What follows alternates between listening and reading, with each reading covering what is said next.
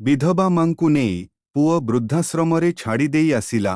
ମଝିରେ ମଝିରେ ଯାଇ ମାଙ୍କୁ ଦେଖି ଯାଉଥାଏ। ଦିନେ ବୃଦ୍ଧାଶ୍ରମରୁ ପୁଅ ପାଖକୁ ଖବର ଗଲା ଯେ ମା ଶେଷ ଶଯ୍ୟାରେ। ତେଣୁ ସେ ଆସି ଦେଖି ଯାଆନ୍ତୁ।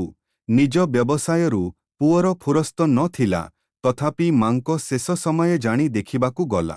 ସେତେବେଳକୁ ମାଙ୍କ ଅନ୍ତିମ ସମୟ ଉପନୀତ। ପୁଅ ମାଙ୍କ ଶଯ୍ୟା ପାଖରେ ବସିପଡ଼ି ପଚାରିଲା, ମା କିଛି ଶେଷ କଥା କହିବ? ମା ଆଖି ଖୋଲିଲେ ଏବଂ କ୍ଷୀଣ କଣ୍ଠରେ କହିଲେ, ପୁଅ ଯଦି ପାରିବୁ ଏଇ ଅନାଥାଶ୍ରମରେ କିଛି ପଙ୍ଖା ଲଗାଇ ଦେବୁ। ବିନା ପଙ୍ଖାରେ ଖରାଦିନେ ଏହା ନର୍କ ଭଳି ହୋଇଯାଏ। ପୁଣି ଯଦି ପାରିବୁ ଗୋଟିଏ ଖରିଜର ବ୍ୟବସ୍ଥା କରିଦେବୁ।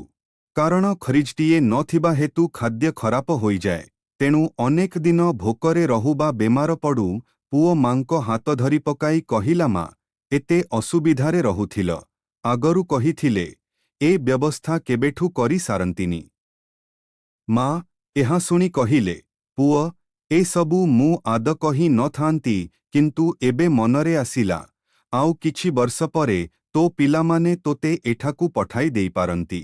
ତେବେ ସେଇ ସ୍ଥିତିରେ ତୁ କେମିତି ଚଳିବୁ? ତୁ ସତରେ କେତେ ହଇରାଣ ନ ହେବୁ ତୁ? ହୁଏତ ଏହାପରେ ପୁଅ ଆଉ କିଛି କହିବା ଆଗରୁ ମା ସବୁଦିନ ଲାଗି ଆଖି ବୁଜିଦେଲେ।